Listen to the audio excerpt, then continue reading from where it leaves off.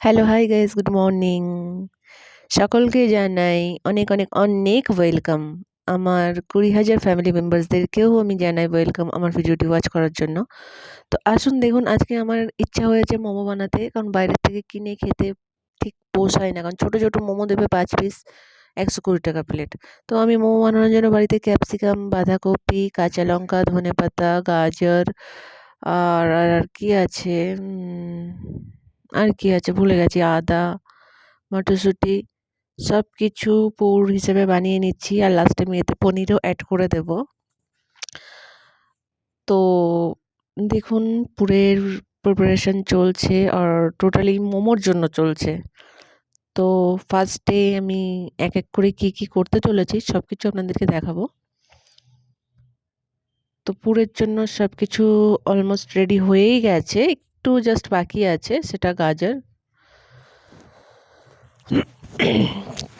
তো আমি ভাবছি যে অনেক দিন তেমন কোনো বড় ভিডিও আপলোড করিনি। তো আজকে এটাই আপনাদের সাথে শেয়ার করি যখন বানাচ্ছি আমি। আর আমার ভিডিও করে দেওয়ার জন্যও কেউ ছিল। তো ব্যাস ভালো লাগলো। কারণ একা, একা সবসময় পসিবল হয় না। তো ভিডিওটা যখন করে দিতে চাইছে তো করুক। তো আমিও ভাবলাম যে চলো ভালো হবে তাহলে ফ্রেন্ডদের সাথে শেয়ার করি। তো আমার পুরটা টোটালি রেডি হয়ে গেছে। এবার আমি এগুলোকে সব একসাথে মিক্সড করব ভালো করে। দিয়ে এগুলোকে এরকমভাবে রেখে দেব কিছু সময়ের জন্য। তো আরেকটা জিনিস যেটা মানে আমি কিন্তু মোমো ফার্স্ট টাইম বানাচ্ছি। আমি কিন্তু মোমোটা আগে কখনো বানাইনি। এই ফার্স্ট টাইমই হচ্ছে। খেতে কেমন হবে, টেস্টটা কেমন পাবে সবাই আমি সেটা জানি না। ট্রাই করতে সমস্যা নেই। ট্রাই করলেই তো শিখতে পারবো। না বানালে কখনো শিখতে পারবো না। এটা ফার্স্ট টাইম বানাচ্ছি বলেই আমি ফার্স্ট টাইম বলছি। বাট এরপরে যখন বানাবো তখন ফার্স্ট টাইম তো আর আসবে না। নেক্সট টাইম কিতে না মানে কতবার আসবে সেটাও আমি জানি না। তো ট্রাই করছি। খাওয়া তো যাবে।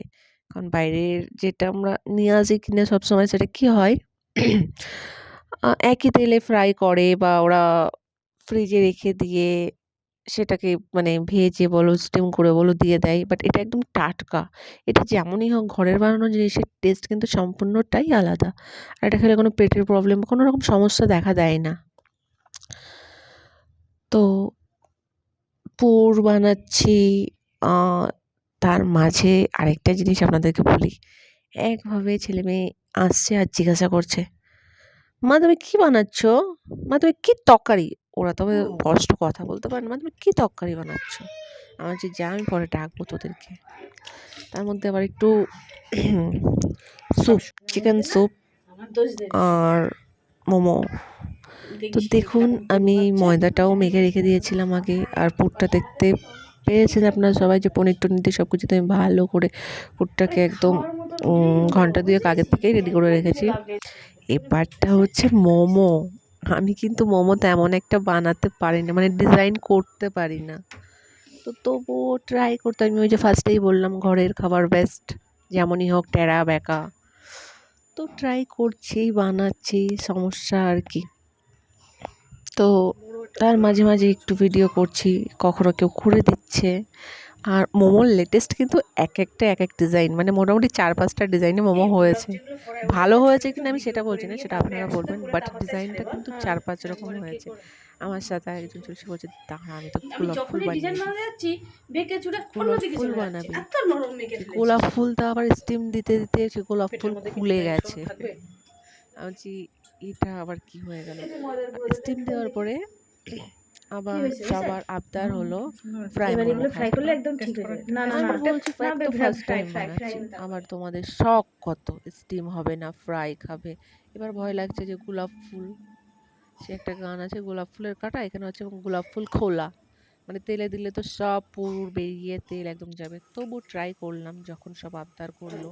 ট্রাই করতে সমস্যা কোথায়? আবদার যখন হয়েছে তখন পূরণ করতে হবে। দেখুন আমি বানিয়ে ফেললাম চটপট। স্টিম দেওয়ার পরে ফ্রাই করে নিলাম। আর স্যুপটা এরকম লাগছে কারণ স্যুপে একটু বাটার দেওয়া আছে ওর জন্য ওরকম উপর থেকে লাগছে, বাট স্যুপটা সত্যিই খুব টেস্ট হয়েছে। খুব টেস্ট হচ্ছে, নিজে হাতে বানিয়েছি বলে বলছি না, কিন্তু আমি জাস্ট দেবে যারা ঢুকো যারা ভিতরে খেয়েছে, মানে যে যে খেয়েছে দেবে। সবাই বলেছে খুব সুন্দর হয়েছে। আর লাস্টে তো, সবার লাস্টে তো আমি ট্রাই করলাম যে দেখি কেমন হয়েছে। এত কষ্ট করে মোমো বানিয়েছি, যখন দেখাই যাক কেমন হয়েছে।